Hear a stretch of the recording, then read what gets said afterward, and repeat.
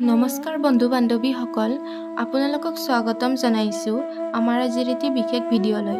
বন্ধুসকল, কোৱা যায় যে ভগৱানৰ নাম জপৰ সমান এই পৃথিৱীত দ্বিতীয় কোনো সাধন নাই। আজিকালিৰ সংঘৰ্ষ আৰু চিন্তাৰ এই সময়ত ভগৱানৰ পবিত্ৰ নামৰ জপে সকলো সমস্যা আৰু চিন্তা সমাপ্ত কৰিব পাৰে নেকি? ভগৱানৰ এই পবিত্ৰ নাম কি সকলোৱে জপ কৰিব পাৰেনে? যদি পাৰে, ভগৱানৰ কোনটো নাম জপ কৰিব পাৰে? ইয়াৰ বাবে গুৰুৰ আৱশ্যক নেকি? এই সকলোবোৰ প্ৰশ্নৰ উত্তৰ আমাৰ আজিৰ এই ভিডিঅ'টোৰ দ্বাৰা গম পাব। সেয়েহে ভিডিঅ'টো শেষলৈ চাই থাকিব। বন্ধুসকল, কোৱা যায় যে ভগৱানৰ নাম বহুত পবিত্ৰ আৰু শক্তিশালী। ভগৱানৰ নামত ভগৱানৰ সমানেই শক্তি সোমাই আছে।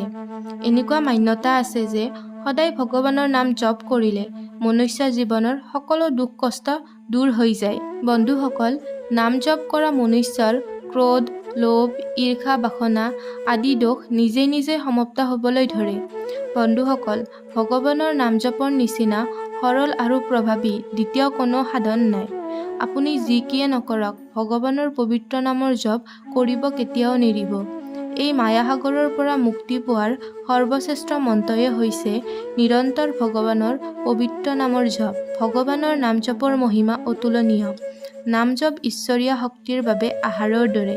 যেনেকৈ আমি অতিথিক প্ৰসন্ন কৰাৰ বাবে সোৱাদযুক্ত ভোজন বনাওঁ, ঠিক তেনেদৰে ঈশ্বৰক প্ৰসন্ন কৰিবৰ বাবে একাগ্ৰতা মনেৰে সুশ্ৰদ্ধাভাৱে কৰা নাম জপ ঈশ্বৰৰ বাবে আহাৰৰ সমানতুল্য।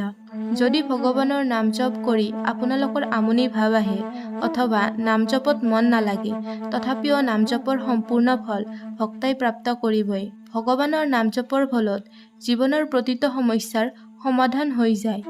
এই কলিযুগত যদি কোনোবাই আধ্যাত্মিক উন্নতি কৰিব বিচাৰে, তাৰ বাবে এটাই উপায় আছে, সেয়া হ'ল হৰিনামৰ জপ। যেনেকৈ সূৰ্য উদয় হ'লে অন্ধকাৰ নোহোৱা হৈ যায়, ঠিক তেনেকৈ ভগৱানৰ পবিত্ৰ নামে মনুষ্য জীৱনৰ পৰা জন্ম জন্মান্তৰ পাপ শেষ কৰি দিয়ে।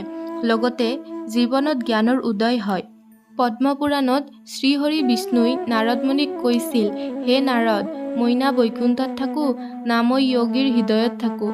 মই সেই স্থানতে বাস কৰোঁ য'ত কোনোবাই মোৰ পবিত্ৰ নামৰ জপ কৰে।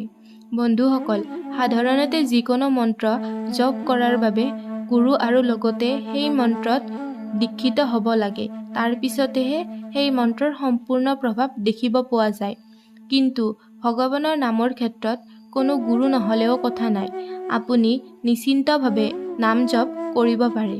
বন্ধুসকল, ভগৱানৰ পবিত্ৰ নাম জপ কৰাটো জীৱনৰ এটা অংক বনাই লওক। ইয়াৰ বাবে আপোনাক বহুত সময়ৰ প্ৰয়োজন নাই। প্ৰথম অৱস্থাত 10 বা 15 মিনিট হ'লেই হ'ল।